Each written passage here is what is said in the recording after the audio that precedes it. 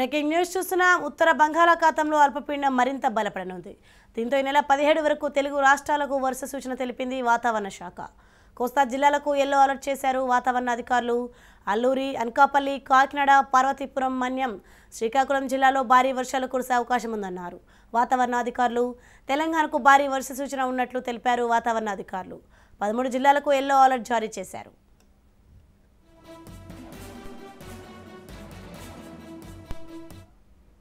ఉత్తర బంగాళాఖాతంలో అల్పపీడనం మరింత బలపడనుంది. ఇదే విషయంపై మరింత సమాచారం మా ప్రతినిధి శ్రీరామ్ అందిస్తారు. శ్రీరామ్.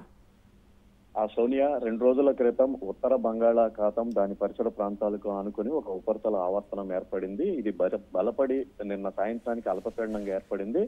ప్రస్తుతం అల్పపీడనం మరింత బలపడింది. దీని ప్రభావం 2 తెలుగు రాష్ట్రాలపైన అధికంగా ఉంటుందని వాతావరణ శాఖ అధికారులు అంచనా వేస్తున్నారు. ఇది వాయువ్య దిశగా పయనిస్తోందని, ఇది మరింత బలపడే అవకాశం కూడా ఉందని వాతావరణ శాఖ చెప్తోంది. దీనికి తోడు ఒక ఉపరితల ఆవర్తనం కూడా కొనసాగుతుంది.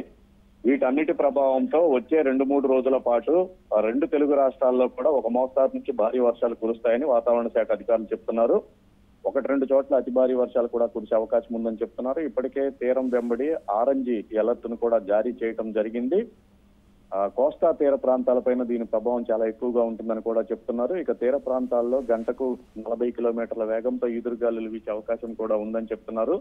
మత్స్యకారులు అప్రమత్తంగా ఉండాలని, తదుపరి హెచ్చరికలు వచ్చే వరకు వారు వేటకు వెళ్లవచ్చునని, ఆ తర్వాత ఆ హెచ్చరికలు జారీ చేసే అవకాశం ఉంది.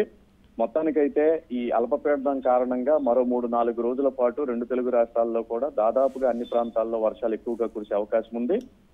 తెలంగాణలోని పలు ప్రాంతాల్లోనూ, కోస్తా తీరంలోనూ ఒక మోస్తారు నుంచి భారీ వర్షాలు కురుస్తాయని వాతావరణ శాఖ అధికారులు చెప్తున్నారు. Sonia. Right, thank you Sriram.